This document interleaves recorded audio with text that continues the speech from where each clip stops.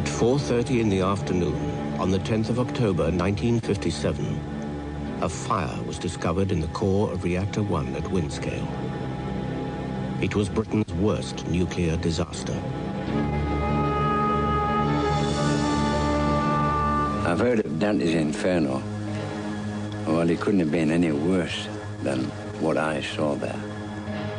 Well, you couldn't stare at it. You just had to turn away. It made one numb, really. It was so horrifying that one just went numb. Then there was so much to do that one didn't have time to get really agitated about it. I don't think any of us thought of ourselves as heroes. My personal attitude was that there was a job to be done and we just had to get on with it, and it was a national emergency that had to be dealt with.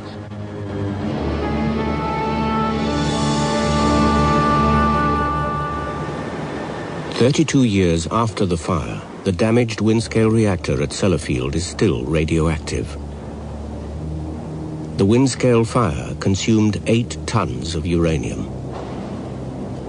It took 140 men 30 hours and over 2 million gallons of water to cool the burning core. Until Chernobyl, it was the world's worst reactor accident. But the fire, terrible as it was, had one hidden benefit. It closed the 2 early Windscale reactors forever.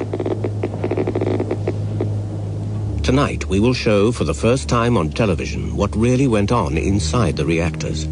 That they were inherently unsafe, that they severely and secretly contaminated the surrounding countryside long before the fire, and that this contamination was deliberately hidden from the public. This is the story of the first Windscale reactors and the fire which closed them. It is told by the men and women who worked at the site in the 1950s, dedicated, patriotic scientists and engineers who were intent on bringing Britain into the atomic age.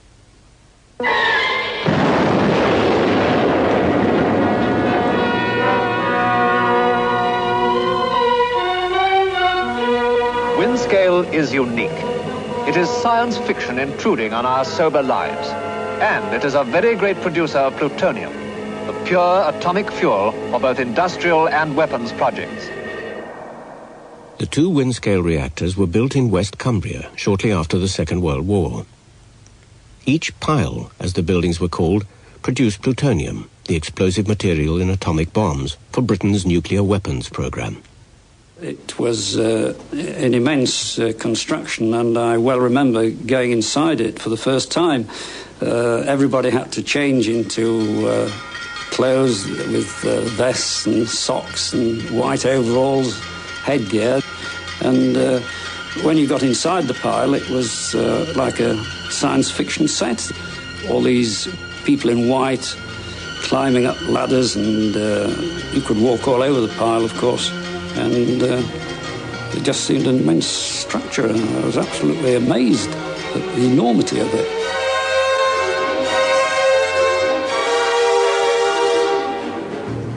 Well, there was a tremendous sort of feeling of adventure, and I think a feeling that we had to have an atom bomb to remain amongst the great powers.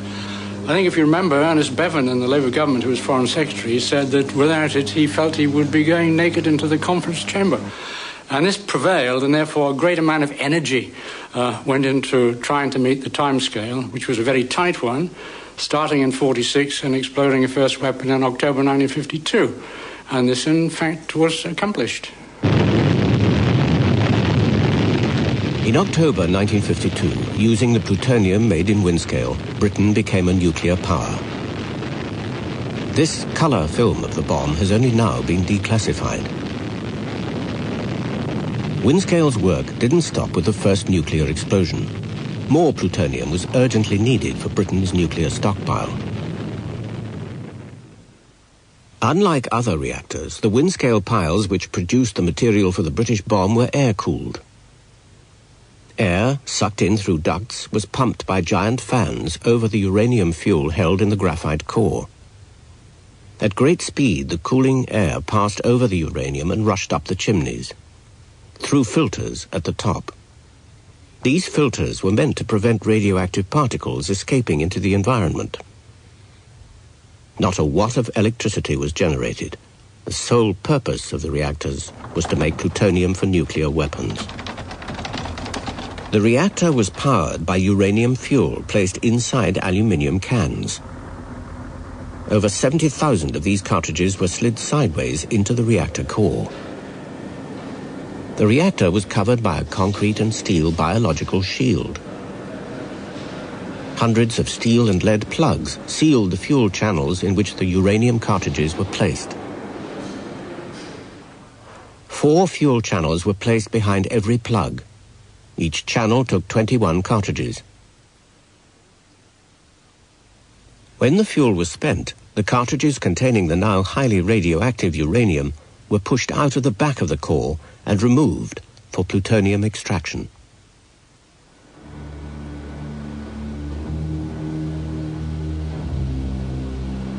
The Windscale piles were Britain's first large-scale nuclear reactors.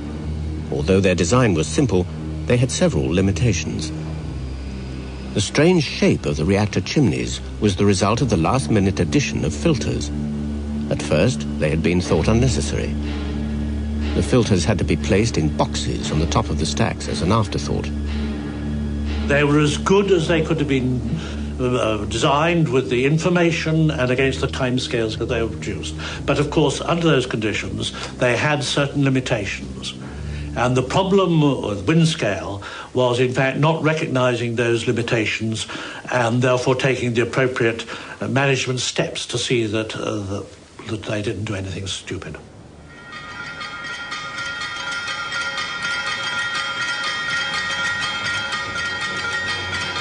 In 1955, work was well underway at Calder, next door to the Windscale piles, on 2 more reactors.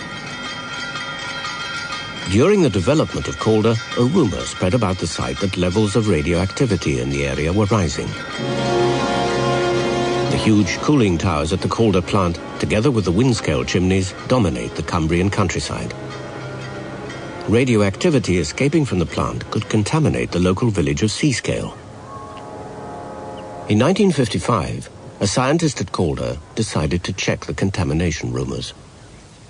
I took home a Geiger counter that the electronics department in the research and development department had just recently made, and I ran it over the lawn, and I was amazed to discover that the places where the activity was quite enormous.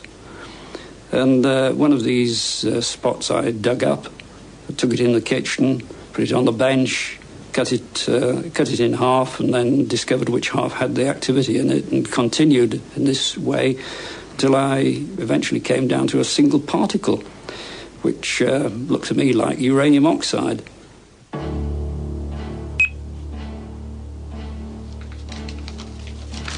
Dr. Leslie has kept the particle. It is still radioactive.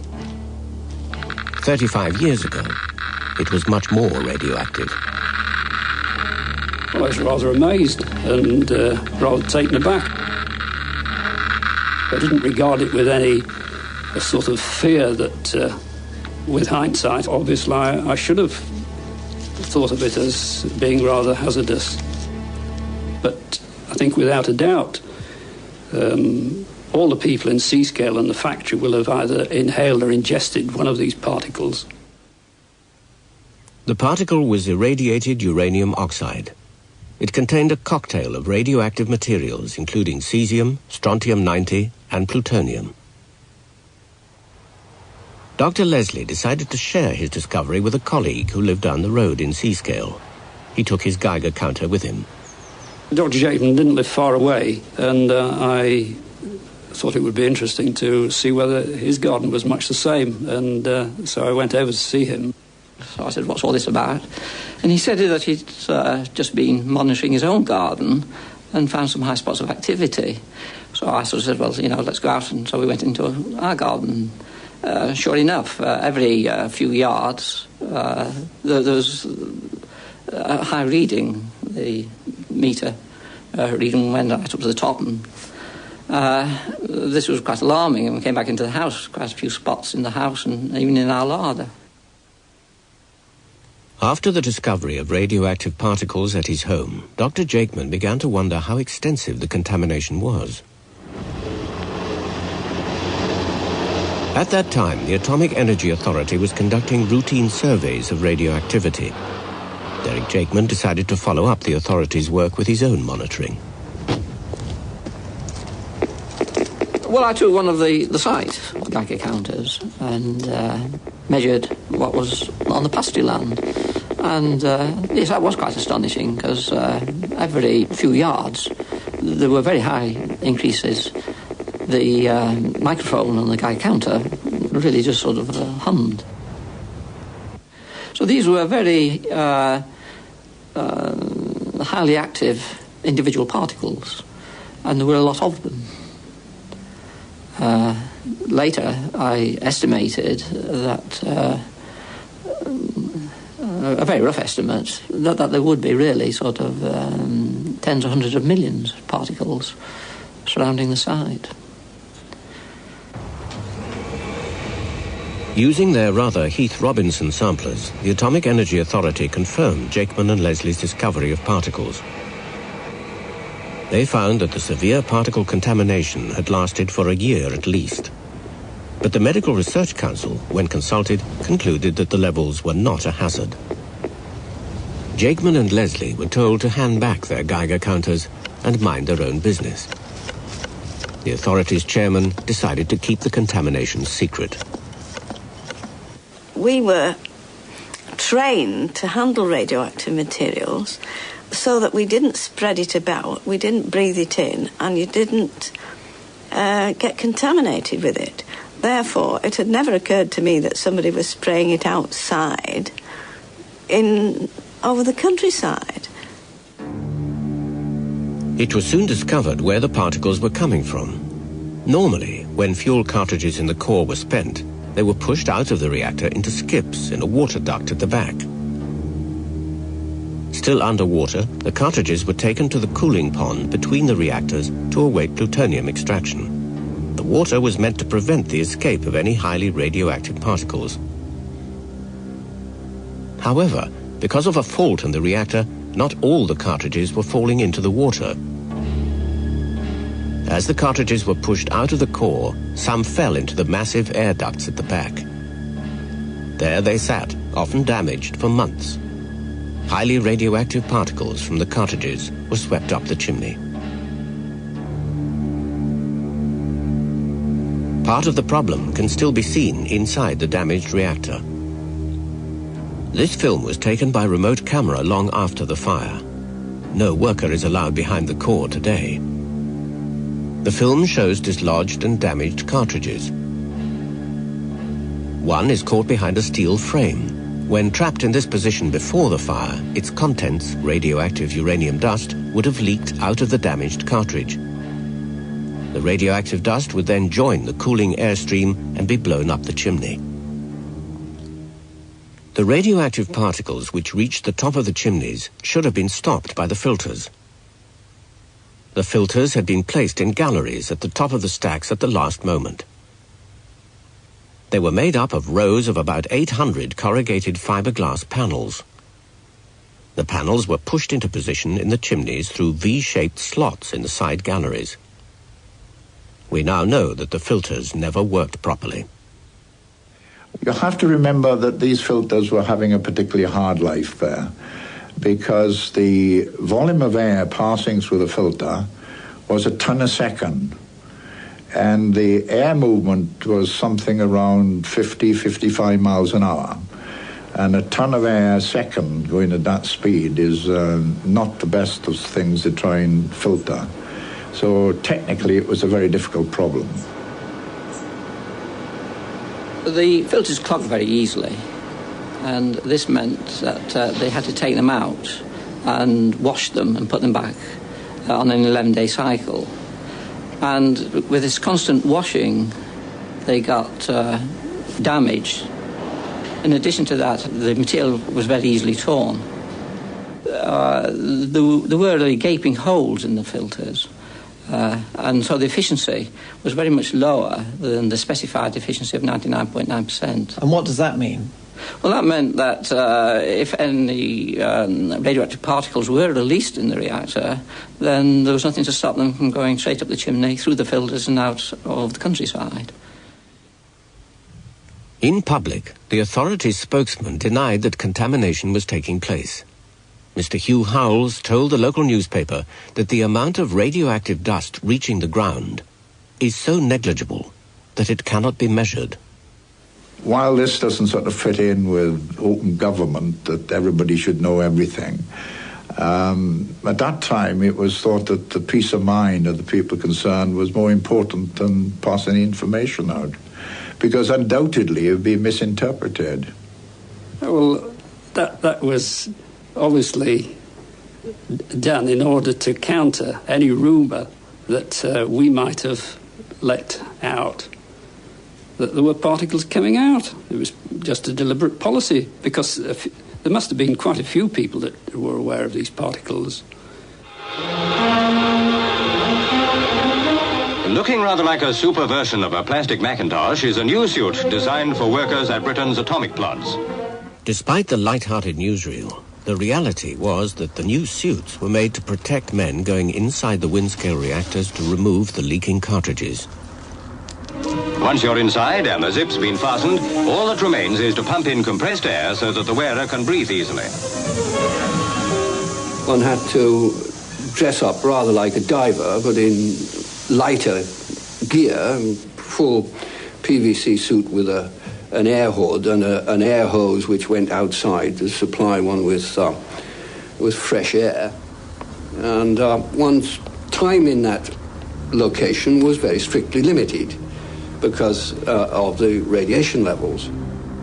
The removal of leaking cartridges inside the reactors was a desperate measure to stop the contamination at its source.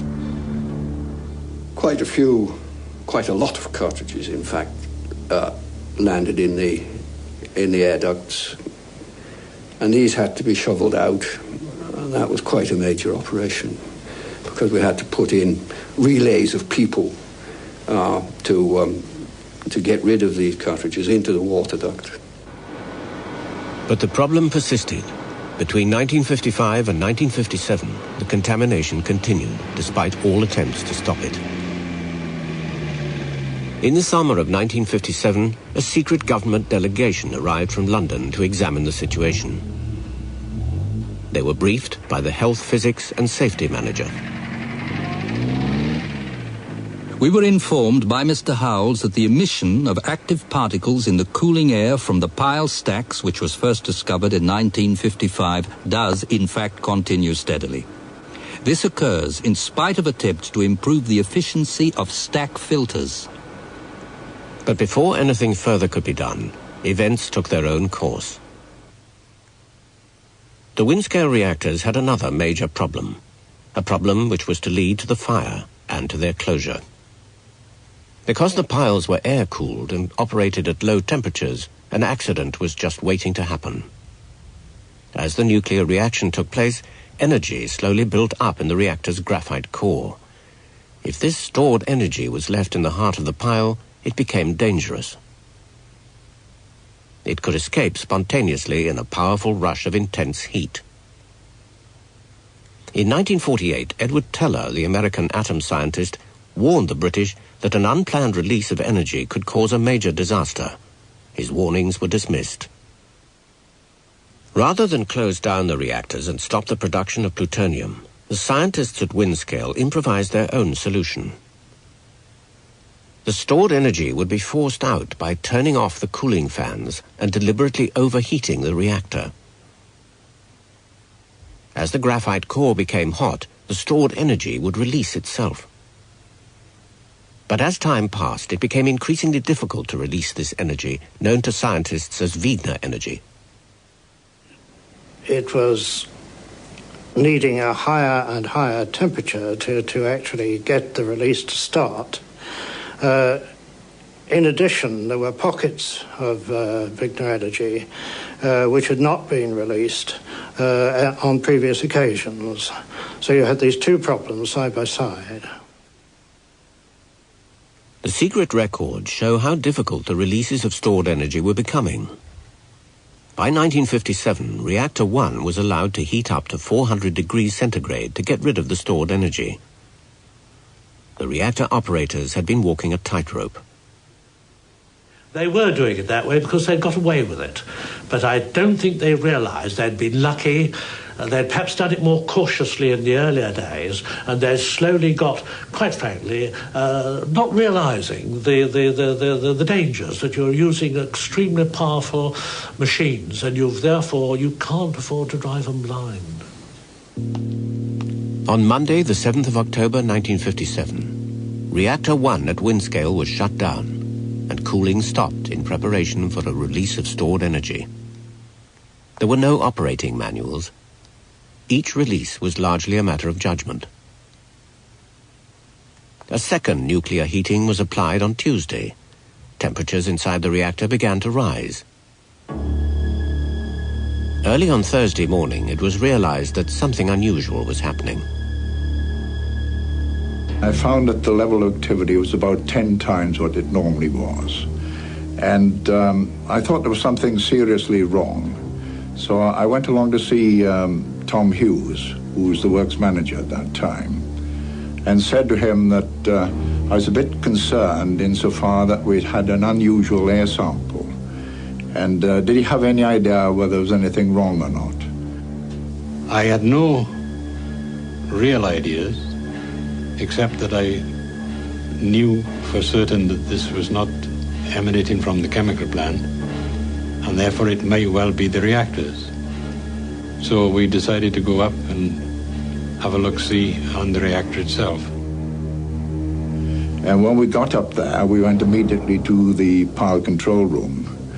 And I noticed that the stack activity meter, which measures the radioactivity on the filter at the top of the stack, was at full-scale reading.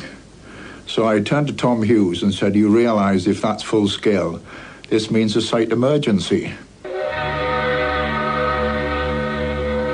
We decided we ought to look at the reactor core, and a team was assembled to go up onto the charge face and take out one or two of the plugs and see if they could visually see what was happening inside. We went onto the charge face, suitably attired in PVC clothing, and an inspection plug was taken out, and to our complete horror, we could see 4 channels of fuel, a bright cherry red.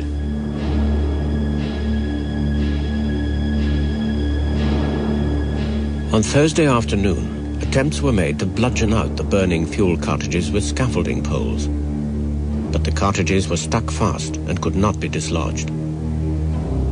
The poles themselves became red hot, and the area in contact with the fuel became yellow from the uranium oxide that was produced due to the burning of the uranium. And that was highly radioactive? That was very radioactive, yes. By Thursday evening, the fire had taken hold inside the center of the core. Tom Toohey was summoned to the stricken reactor. I got a phone call saying, "Pile 1 is on fire." And I said, "Good God, you don't mean the core?" He said, "Yes, can you come in?" I said, "Yes." When I first went up to the top of the reactor, and this was carrying 35 pounds breathing apparatus on my back and in full protective clothing, although 80 feet up in the air doesn't really sound very high, by the time I had got to the top, my chin was awash in my own sweat inside the respirator. The first thought was to blow the flames out by putting on the full blowers and increasing the cooling. In retrospect, that was not a very good idea, and we soon learnt that this was making matters worse rather than better.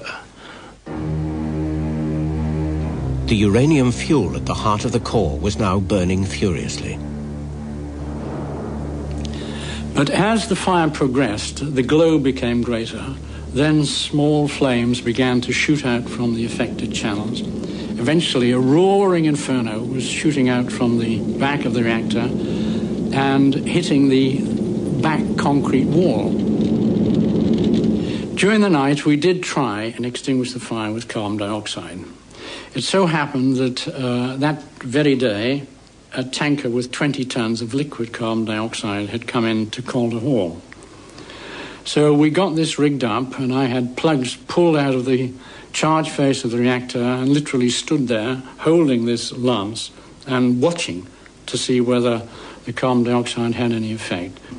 And there was this poor little tube with carbon dioxide being poked into it. I had absolutely no hope that it was going to work. On Friday morning, workers on the site were told of the fire. They were ordered to remain indoors and wear face masks. The chief constable was warned of a possible emergency. Only a mile away at Seascale, no public warnings were issued. Although evacuation plans were in hand, they were considered unnecessary. But many in the village realized that something was plainly wrong. There was smoke coming out of the chimney, which was the first time I'd ever seen smoke coming out of the chimney. And that put the fear of God into me. At the time, I was working at Calder, which is the power station on the other side of the river. And the works manager rang me up and said there's a site emergency. They're having trouble at Windscale, and that it would be prudent to stay indoors and close the windows and so forth. That was at 4 o'clock, I remember quite clearly, on the Thursday. And yet, on the other side of the fence, absolutely nothing was done. And there it was, from my own measurements. The fallout at Calder was just the same as the fallout at Seascale. And the reason for that is that, of course, on a chimney, the maximum fallout tends to be some way downwind, not immediately adjacent to the chimney. So that members of the public were walking around unaware of the fire? Oh, yes, absolutely. While workers were staying indoors? Yes.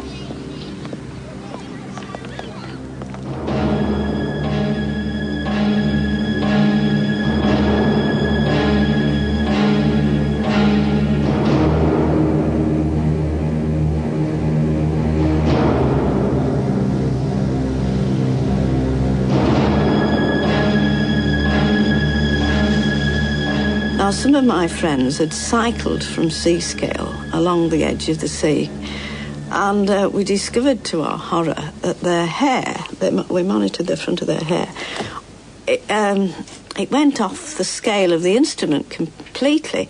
Now, at that time, I don't think we'd ever come across that amount of activity. The instruments had never been stretched to that limit, as it were, and we were quite horrified. I took a tissue and rubbed it over my son's shoes. And I was amazed to find that on my son's feet, the count rate, I can remember this, there was 3,500 counts a minute. And in the laboratory, if you had a count rate of more than 600 counts per minute, you were regarded as being contaminated. And there we were, 6 times the normal level in Seascale. Early on Friday morning, the decision was taken to put out the fire with water, despite the possibility of an explosion. Our job was to take what they call sealing plugs. We had to remove some of these to put hose pipes down. When you looked down the channel, it was just white hot. Really speaking, nobody would believe how hot it could possibly be. Now, I've never seen anything like it, and I don't suppose anybody else ever will. By this time, it was a blazing inferno. I mean, I did stand to one side for part of the time, hopefully, but inevitably, if you're looking straight into the core of a shut-down reactor, you're going to get quite a lot of radiation. And I discovered that I was contaminated on my hands, my hair, up my nose, and so then we down to the surgery and back again. Still couldn't get it clear, and it took 3 weeks actually to get the whole lot cleared. Before the day shift began on Friday the 11th of October, water was ready to flow through the fire hoses attached high on the charge face and into the core. At the same time, all cooling air coming into the pile was shut off. Then the whole pile was cleared of personnel, and I remember Tom and I went down to the depth and sat like a couple of miners down and ready to give the instruction to turn the water on. I asked for water at 40 pounds pressure, and I listened. No noise. So then I asked for 60, then 80, then 120, which was full pressure. No noise. The worry, of course, was if the water produced hydrogen, the whole lot could have gone up. And at that moment, it wasn't a very pleasant situation. When I went back up to the reactor, the holes that I was looking down at the back had steel plates on them. They didn't have the plugs in them, and there was a hole in these plates, and you could lift off the plate with a hook, metal hook. I tried to pull up the plate on one of these holes, and no matter how hard I pulled, I couldn't move it. And this was the fire trying to suck air in from wherever it could. I have no doubt it was even sucking air in down through the chimney at this stage to try and maintain itself. Well, eventually I got this plate off so that I could look down at the back of the reactor once more, and I could almost see the fire dying away. It was really dramatic. First of all, the flames went, and the flames reduced, and then the glow began to die down. And I inspected it a number of times up until about midday, when I couldn't see any sign of any fire, any glow, anything. And I was satisfied that the fire was out.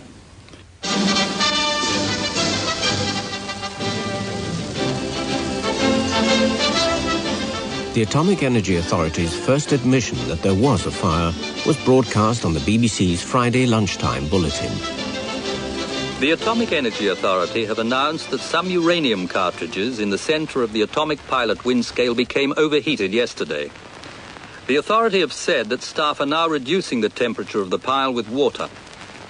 At the moment, a northeast wind is blowing across the Windscale factory and is taking any radioactive dust or vapor out to sea. It was obvious that it hadn't blown out to sea, that quite a lot of it was in the coastal strip. It was highly unsatisfactory that the authority should be able to hush these things up when there was obviously something radically wrong. So I wrote to The Guardian, and the letter appeared on the Tuesday. In his letter, Frank Leslie complained that no warning had been given to members of the public during the fire and that no proper measures had been taken to protect them. He called for better emergency planning in future. I said I'd made measurements which were almost identical with those that Frank Leslie had made, and that in my opinion they did not constitute a hazard, and certainly there would be no point in frightening the people in the neighborhood unnecessarily. Dr. Leslie's letter attracted a great deal of attention in the press, but no action was taken against him. They also were aware that I was discovered the 1955 discharges, which had been concealed. And it was obvious if they took action that I would then reveal that they'd been hushing things up previously. Harold Macmillan, the Prime Minister, was infuriated by Leslie's public criticisms. He demanded an immediate explanation. The briefing he received made no mention of Dr. Leslie's earlier discovery of contamination around the Windscale plant, contamination which had been deliberately covered up. The Prime Minister wrote that Leslie must be an opinionated ass. Macmillan was unaware of the reactor's troubled past. The Prime Minister went as far as calling you an opinionated ass. Well, I think the reason for that was that he probably was quite unaware that there had been discharges previously and that nothing had been done about it. Emergency at Windscale Atom Plant. and the milk from 200 square miles of farmland is condemned as radioactive. Now the worst seems to be over, though Mr. Stan Ritson, who helped to bring Windscale's overheated reactor under control, was radioactive for 4 days and couldn't even kiss his wife till the Geiger counters gave permission. The idea was wearing rubber gloves at home, it would sweat the contamination out, you see. So I went into the pub, and the barman who was there at the time, "What's the gloves on for, Stan?" I said, "Oh, a bit of contamination, that's all." And by that time, all the reporters were up there, you see, newspaper reporters. So we went and spread it around the hotel. The next thing, they were in there, chock-a-block. "Oh, what's the trouble, what's the trouble?" Oh, I've never so fed up in all my life.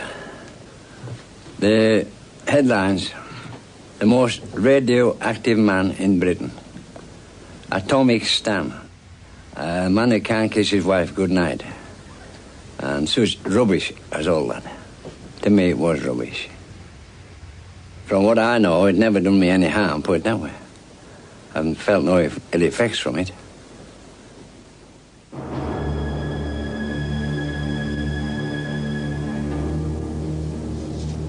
The plume of radioactivity from the fire travelled across England and over the North Sea to Holland. Dr. Johannes Bloch, an alert Dutch scientist, was waiting for it. In 1957, when he checked air filter papers, he found an unusual trace of radioactivity. At once, Dr. Bloch contacted the Atomic Energy Authority in England. He was asked to fly to Britain with his filter papers immediately. Every time I wanted to know what exactly was on the filter, they couldn't tell me, and they changed over to another subject or something like that. So after 2 days, at evening in my hotel, I decided to get angry anyway next day if I didn't get more information. But when I came up in the laboratory, they told me it was polonium. Polonium is a volatile and highly radioactive material. The authority was determined that its escape should remain a secret. Well, it was an essential component of the weapons of that time, and clearly the government and the military authorities didn't want to make available details of how to make a nuclear weapon, or how they were doing it themselves, partly because of the obvious security point, and partly because the country was negotiating with the United States at that stage to get as much sharing of information as possible. And I don't think they wanted to let the United States know in advance just how much or how little we knew. The contamination of local milk with other radioactivity was a hazard, however, which the authority could not ignore. Milk Marketing Board lorries collect the contaminated milk. The trouble arose when radioactive dust from the overheated pile fell on the Cumberland pastures, and milk samples rushed to Harwell were found to contain 6 times as much radioactive iodine as international health standards permit. So for the time being, down the drain it goes. Meanwhile, emergency supplies from outside are delivered to more than 5,000 people who normally get their milk from the banned farms. We were able to apply a milk ban quite early on so that the radiation exposure, in particular to children, which is what we were concerned about, was limited by the fact that we quite quickly got this ban into operation. As the milk was checked, an embarrassing discovery was made. Local milk was indeed contaminated, but much of the contamination came not from the fire, but from the leaks before the fire. Worst of all was the discovery of high levels of radioactive strontium in the milk and on local pastures. We found more strontium in some samples, particularly grass samples, than we had expected. And so there was, at that stage, an urgent need to make sure that there had not been a greater escape of strontium than we had suspected. Now, where had this strontium come from? In fact, it had come from the particles of uranium oxide prior to the accident, which had escaped through the filters. Why hadn't it been discovered before? Well, it had been discovered. Its scale had not been recognised. The scale of distribution had not been recognised. A secret meeting of experts was called by the Medical Research Council to advise on the discovery. The scientists were concerned by what they learned. that the Windscale reactors had been leaking radioactivity persistently for some time before the fire. The risks could no longer be discounted. It is now evident that relatively high average concentrations of strontium-90 have characterized milk from this region over considerable periods of time. Although it is practically certain that these concentrations, even if continued, could not produce any detectable increase in bone cancer and leukemia in a population of the size at risk, it would be impossible to deny that such levels might be a factor in the causation of any particular case in this district. It was really quite a shock. I'd never heard of leukemia. A friend of mine, their second child, died of leukemia. In Seascale, he was 3 years old, and that was a shock to me, because I didn't connect it with the works at the time. But then another child had leukemia, and this other lady that had gone off during the fire, she died of leukemia. And I think there was another case, and really, it was so startling that there were all these people with leukemia that we began to think about the plant. Advice was received at 1 p.m. on the 2nd of November 1957 that samples of grass and milk from West Cumberland would be made available for urgent analysis.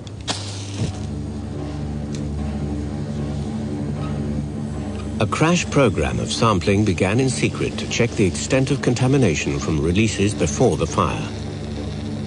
Although it has never been admitted publicly, officials kept the milk ban in place, not only because of the effects of the fire, but also because of the previous leaks. In the years before the fire, levels of radioactivity in milk and grass may have been much higher. But until the accident, levels had never been properly checked. Derek Jakeman has studied the leaks which took place before the fire. The government now accepts his estimate that at least 20 kilos of enriched uranium leaked from the chimneys. It's maybe the first example of a deliberate decision to deceive the public. I pointed out that I considered it to be the worst example of exposure to the public from the nuclear power program. I also pointed out that the estimated levels of risk from the incident was between 30 and 100 times the estimated risk for the fire. In October 1957, government officials realized they could no longer hide the leaks. Some facts would have to be admitted, but no figures were to be given and no dates mentioned. The Medical Research Council's report into the fire did the job. Hidden away in a dense paragraph was the admission that contamination had taken place prior to the fire. It was added the leaks could be of no significance to health. Nobody in the press picked it up. Well, I think undoubtedly some people will be affected, but one has to remember that a large proportion of people die of cancer anyway, and from the authorities' point of view, and taking a cynical view, the few extra that do die due to these discharges will hardly show up at all in the statistics. Harold Macmillan and his ministers never learned the full extent of the secret contamination which took place before the fire. In briefings, he and his colleagues were only informed of a single incident in the spring of 1957. Macmillan banned the full report on the fire. A censored version appeared instead, which blamed the disaster on inadequate equipment and faulty judgment.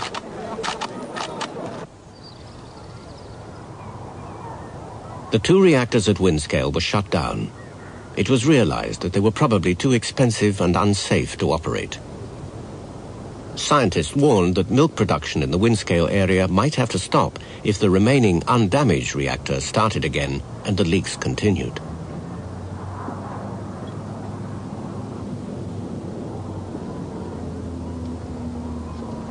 The Windscale fire in 1957 stopped the secret, persistent and serious contamination of the local population with radioactivity. In this sense, it was a blessing in disguise. Derek Jakeman has estimated that local babies born in the mid-1950s would have received high radiation doses, much higher than those recommended today for workers at the plant itself. For 4 years, the reactors had released their long-lasting poisons. It contaminated the whole of West Cumbria, which is a terrible high price to pay. There are specks of the dust that came out of those chimneys still in the sediments of lakes to this day and will be there forever.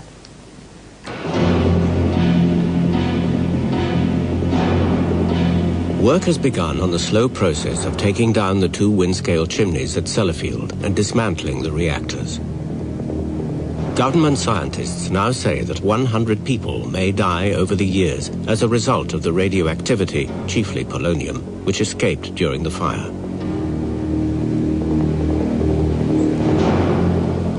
In February this year, workers at the site were shocked by a scientific study which linked radiation doses to men at the plant with leukemia in local children. But work expanding Sellafield continues. It is now one of the world's largest nuclear reprocessing centers.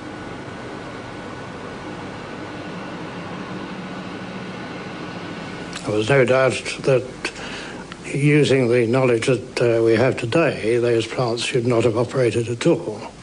There were various features about them which were really inherently unsafe, but the needs for the materials that we were producing were paramount at that time. The military needs? The military needs, yes. They were built, and of course old Lord Hinton was the first to say they were built as monuments to our ignorance. But they carried out the job which they were intended to do. The reactors were made to produce military-grade plutonium, and for us, I suppose, looking back to kid ourselves that having nuclear weapons, we could remain a great power. They served their purpose. Their purpose was achieved at a high price. The atmosphere which surrounded the work of the reactors has cost much public trust. Concern remains that there may have been other nuclear incidents which have been covered up and of which we still know nothing. The terrible legacy of the Windscale reactors will be with the nuclear industry for many years to come.